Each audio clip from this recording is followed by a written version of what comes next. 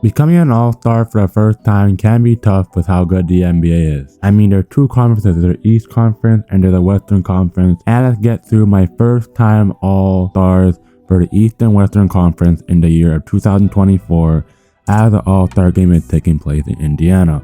The first player I have to put in this list is Mikal Bridges. Mikal Bridges is yet alone the only star right now for Brooklyn Nets after he got traded for Kevin Durant, as this was a team for Brooklyn that Mikal can now call his own. Mikal Bridges started averaging over 20 points per game and being a vital point in the Brooklyn Nets offense. He's also a menace on the defensive side as well, and the Brooklyn Nets are a stacked team with players like Ben Simmons, Cam Johnson, Nick Claxton, and many more players you can put around him. So with the Brooklyn Nets having a great team, if the Nets exceed expectations, I guarantee Mikal Bridges should be an all-star if they get another star to pair with him in that backcourt or frontcourt. Why Mikal becomes an all-star? Because he has all the tools to be a good NBA player as the main threat to a team in the Eastern Conference, and he plays good defense as well, as Mikal Bridges is 6'7", and he gets many similar player comparisons to where Kawhi was, so why can he not be a list for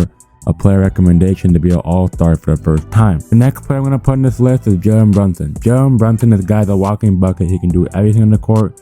He can drive, he can cross up anybody, and anything you ask him to do, he does it immediately. And with being an undersized guard at under 6'3", he does a great job with the team he has and the supporting cast he has in New York. In players like Barett, Josh Hart, Julius Randle, the Knicks, in my opinion, they should be a top 3 or 4 seed in the East if the Knicks do everything correctly.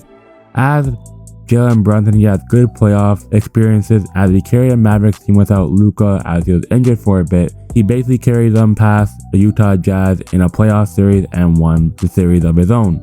And if I'm Jalen Brunson, getting overpaid by the Knicks was completely a blessing, as he shoots over 42% from 3 and over 40% from the field, and with dishing 6 assists per game.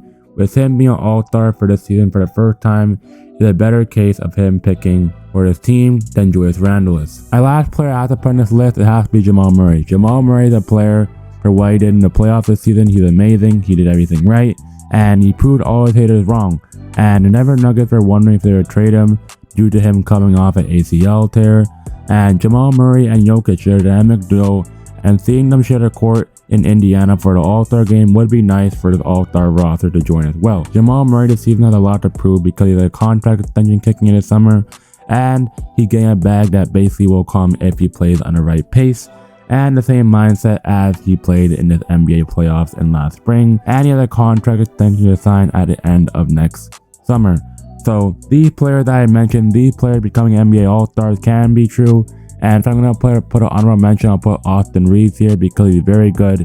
He played very well in that playoff run and carrying that Lakers offense with Bron and AD. These are just the players that I mentioned, and if they can become first-time All-Star this season, and mark my words, the All-Star game, wherever it's held, these players that I mentioned should be All-Stars next season if they're a starter or on reserves.